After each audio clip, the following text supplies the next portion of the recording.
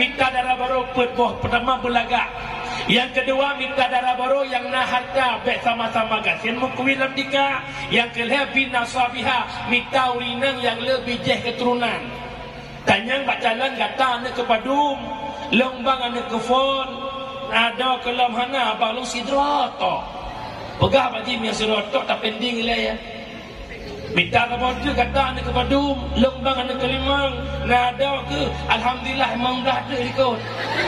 Jangan-jangan mengkawin kupu tujuan mengkawin untuk peluk umat Muhammad. Kau pedah Nabi tanakahu wa tanasalu menikah le kata mana boleh dupna le anak bebak itu mekrih on punyu.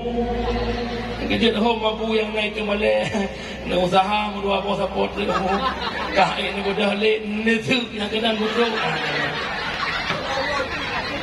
Urina wadah ayu mana boleh lebih bunga.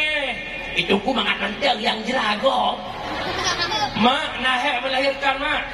Bahkan hek raya hak bila Allah. Putra hak siga melahirkan siga luruh ubena daun. Siga melahirkan siga gepampun daun.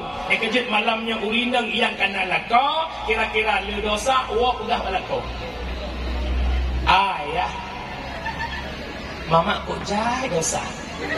Punya ayah nak dengar dakwah malamnya, okey mama. Punya ayah nak dengar dakwah, dosakah urusan ke? Yang pengen lemboi put hana ati laga, hana ati le harta, hana ati le keturunan menye hana mufhum aga, maka amanah lo cintailah pasanganmu karena agama, akhlak dan budi pekerti. Insya-Allah cintamu bertahan lama hingga ajal menjemputnya. Tetapi cinta karena materi, hilang rasa cinta. Mupom, mupom. Wabata hebatnya karena Rasulullah. Julamet muhai berkat Rasulullah.